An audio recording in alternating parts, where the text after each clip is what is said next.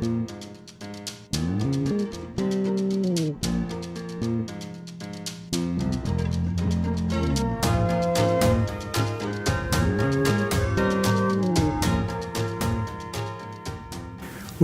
to Research News from the American Association of Bariatric Counselors.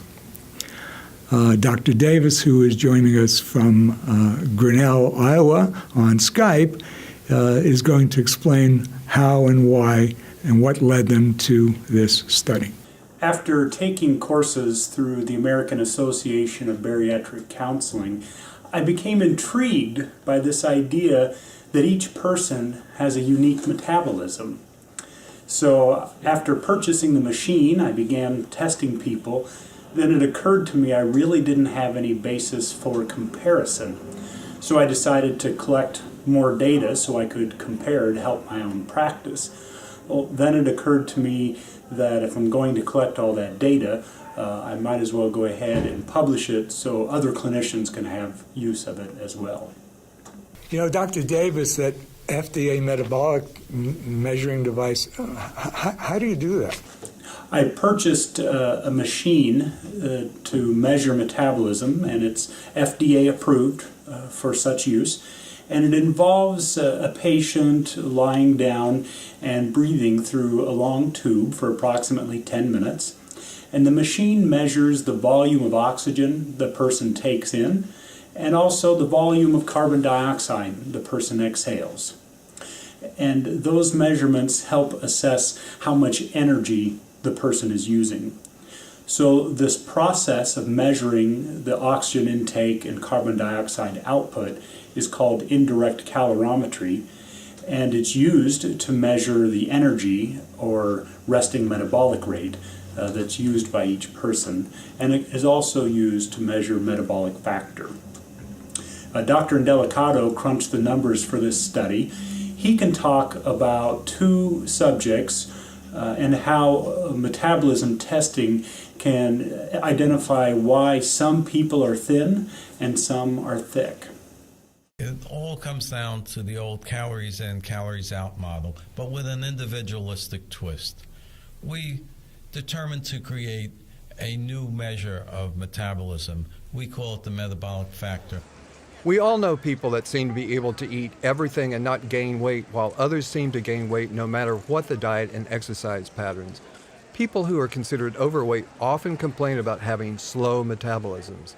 This study has given us a method to finally quantify individual metabolism and actually support the veracity of having a slow metabolism. Two of the female subjects in this study had their energy metabolism measured. We measured RMR, or resting metabolic rate, through a method called indirect calorimetry. Both subjects burned about 2,200 calories per day. If both women burned approximately 2,200 calories per day and replaced those calories with 2,200 calories of food, they would balance the calories in and calories out equation and maintain their weight. But here's the paradox. One woman weighs 140 pounds while the other weighs 270 pounds. How is it possible that both women eat the same number of calories per day, yet one weighs nearly twice as much as the other? In order to make sense of this paradox, we would have to focus on something called the metabolic factor. What is the metabolic factor? Metabolic factor is an index of the number of calories burned per pound of weight. The more calories burned per pound, the more likely that a person would be thin. The lesser calories burned per pound, the more likely that a person would be thick. We obtained the two subjects' metabolic factor by dividing 2,200 calories burned per day, referred to as RMR, resting metabolic rate, by each subject's weight. When we divided 2,200 calories per day burned by the 140-pound thin subject, we came up with what we call her metabolic factor, that is about 16. We can say that she burns 16 calories per pound of her weight. However, when we divided 2,200 calories per day burned by the 270-pound thick subject, we came up with a metabolic factor of about 8. So we can only say that she burns 8 calories per pound. The person that weighs less actually burns twice as many calories as the person that weighs more. The paradox is explained by observing that the person that weighs less has a much higher metabolic factor than the person who weighs more. This would account for the stark difference in their weight, although they eat the same amount of calories.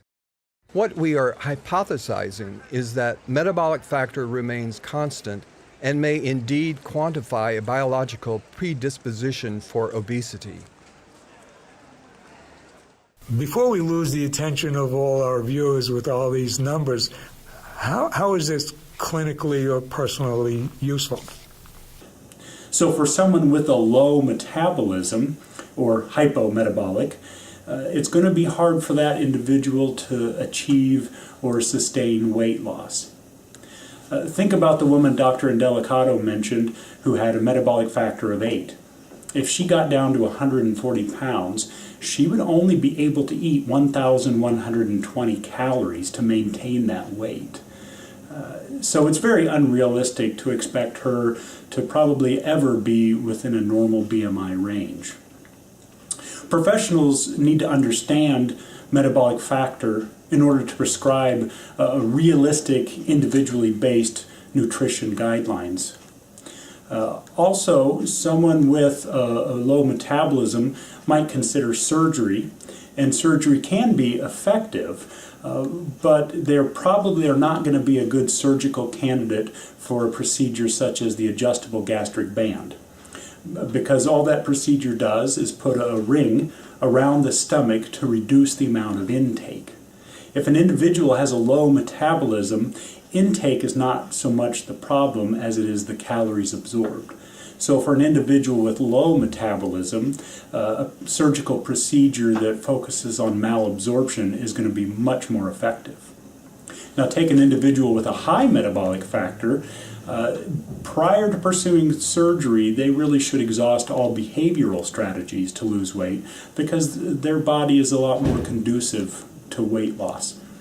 So knowing one's metabolic factor is important both before surgery or any weight loss plan. But most importantly, metabolic factor could be really helpful in reducing the stigma and the shame felt by a lot of people who struggle with their weight. Gentlemen, thanks for the opportunity today, and we look forward to your next chapter of metabolic research. And don't forget to click the link to take a look at this really brilliant pilot study.